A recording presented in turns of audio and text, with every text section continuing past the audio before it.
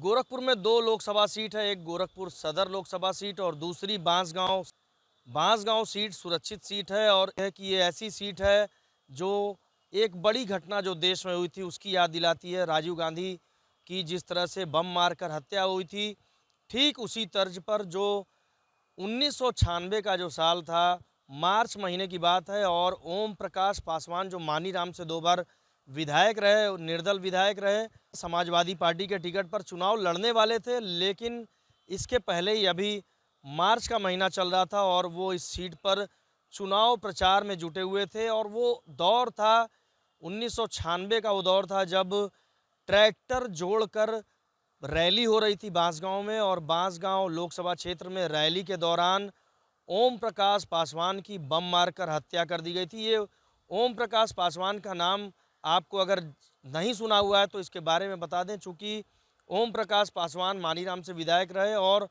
लखनऊ का VVIP guest house कांड जो रहा उससे चर्चा में आए थे ओम प्रकाश पासवान। और ओम प्रकाश पासवान की अगर बात करें तो मूछें जो थी, मानीराम के लोग जो मूछें रखते थे, ओम प्रकाश पासवान की मूछों पर जो ताव होता था उसे देखकर ही वो मूछें रखा करते थे। और बहुत ही निडर विधायक रहे। और जब सांसदी का चुनाव लड़ने गए तब भी बहुत निडरता के साथ उन्होंने चुनाव प्रचार में कदम रखा। और गोरक्षपीठ के बाद में करीबी भी हो गए थे, इसलिए गोरक्षपीठ से गहरा नाता रहा है। लेकिन उनकी हत्या के बाद सुभावती पासवान जो उनकी धर्म पत्नी है, उन्होंने इस सीट से चुनाव लड़ा और समाजवादी पार्टी को के खाते में सीट उन्होंने डाल दी थी। और ये सीट जो है इसलिए भी खास है चूँकि कांग्रेस के महावीर प्रसाद जो हरियाणा से राज्यपाल भी रहे, उन्होंने इस सीट पर चुनाव जीता 4 बार। और राजनारायण पासी ने भी इस सीट पर परचम लहराया, 2 बार वो चुनाव जीते। और इसके बाद एक बार और उन्होंने इस सीट पर भाजपा को जीत दिलाई थी। इस सीट की बात करें तो साल 1957 और साल 1962 में महादेव प्रसाद ने कांग्रेस के टिकट पर इस सीट पर जीत हासिल की थी। और साल 1967 में मोलहू प्रसाद, जिनको कहा जाता है कि साइकिल पर वो खजड़ी लेकर चुनाव मैदान में प्रचार के लिए उतरते रहे और साइकिल से ही गांव-गांव वो घूमते थे, उनको इस सीट पर जीत मिली थी। और अगर बात करें 1980, 84 और 89 के चुनाव में कांग्रेस इस सीट पर एक बार फिर हैट्रिक लगाई थी। और साल 1991 में राजनारायण पासी ने इस सीट पर बीजेपी के टिकट पर जीत हासिल की। और साल 1996 जिसकी हम बात कर रहे थे, ओम प्रकाश पासवान की, इस सीट पर प्रचार कर रहे थे। लेकिन उनकी हत्या के बाद सुभावती पासवान ने सपा के टिकट पर इस सीट पर चुनाव लड़ा और जीत समाजवादी पार्टी के खाते में डाली थी। 1998 और 99 में राजनारायण पासी ने इस सीट पर फिर से जीत दर्ज की। और महावीर प्रसाद साल 2004 में इस सीट से चुनाव जीते। उनके लिए कहा जाता है कि जब वे चुनाव के लिए गांव-गांव घूमने के लिए आते थे तो उनका चोला भी बदल जाता था। और वे इस सीट पर चुनाव लड़ने के दौरान सफ़ेद धोती कुर्ता और गांधी टोपी लगाकर निकलते थे, गांव के लोगों से बड़ी सादगी के साथ मिलते थे। और इसके साथ ही वे लोगों के यहाँ आते जाते थे और बैठते थे, बातचीत करते थे। और यही वजह थी कि साल 2004 के चुनाव में इस सुरक्षित सीट से महावीर प्रसाद को कांग्रेस के टिकट पर जीत हासिल हुई। और साल 2009 की अगर बात करें तो इस सीट पर वे फिर से चुनाव मैदान में उतरे, लेकिन उन्हें हार का सामना करना पड़ा था। और साल 2009 का जो चुनाव था वो कौड़ीराम के इंटर कॉलेज में बड़ी जनसभा का आयोजन किया गया था सोनिया गांधी इस जनसभा को संबोधित करने के लिए।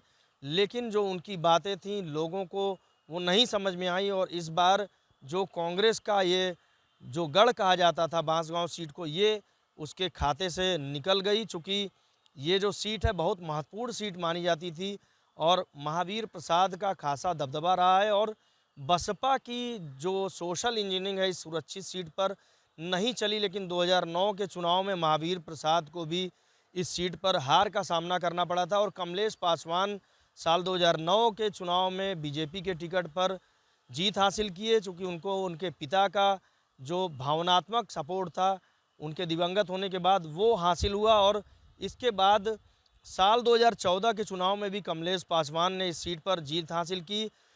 मोदी लहर थी, मोदी लहर का फ़ायदा मिला। और साल 2017 में जब यहाँ यूपी में मुख्यमंत्री बन गए योगी आदित्यनाथ, चूँकि गोरखपुर से नाता है, गोरखपीठ के महंत भी हैं, तो इस सीट पर 2019 में MY फैक्टर भी काम किया। मोदी योगी फैक्टर का कमलेश पासवान को फ़ायदा मिला और लगातार वे 3 बार हैट्रिक लगाने में कामयाब हुए। अब एक हनक एक रुतबा भी हुआ करता था ओम प्रकाश पासवान का, लेकिन कमलेश पासवान में जो सादगी दिखाई दी, वो सादगी का फ़ायदा उन्हें लगातार 3 बार मिला और यही वजह है कि भारतीय जनता पार्टी ने बांसगांव सीट पर चौथी बार कमलेश पासवान पर विश्वास जताया है और इस सीट पर वो फिर चुनाव मैदान में उतरे हुए हैं। लेकिन अगर बसपा की बात करें तो बसपा ने इस सीट पर डॉक्टर राम समुज को टिकट दे दिया है और बहुत ही रोचक मुकाबला होने वाला है, चूँकि डॉक्टर राम समुज जो है पूर्व आयकर आयुक्त रहे हैं और पहले बीजेपी में थे। बाद के दिनों में वो बसपा में आ गए और बहुजन समाज पार्टी से सदल प्रसाद जो यहाँ से चुनाव लड़ चुके हैं, सदल प्रसाद ने बहुत कड़ी टक्कर दी थी भाजपा के कमलेश पासवान को।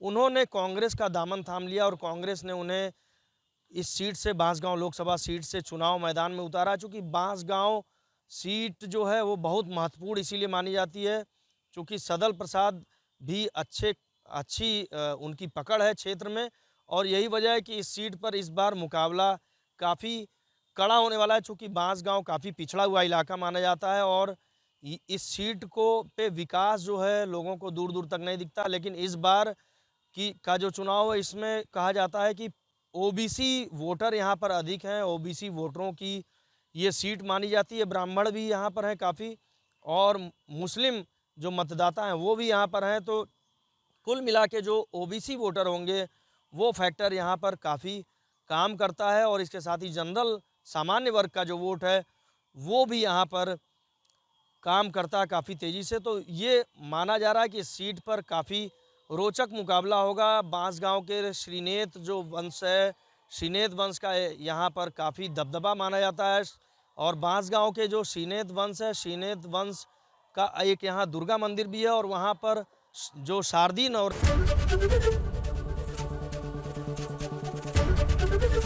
ABP गंगा, खबर आपकी, जुबान आपकी।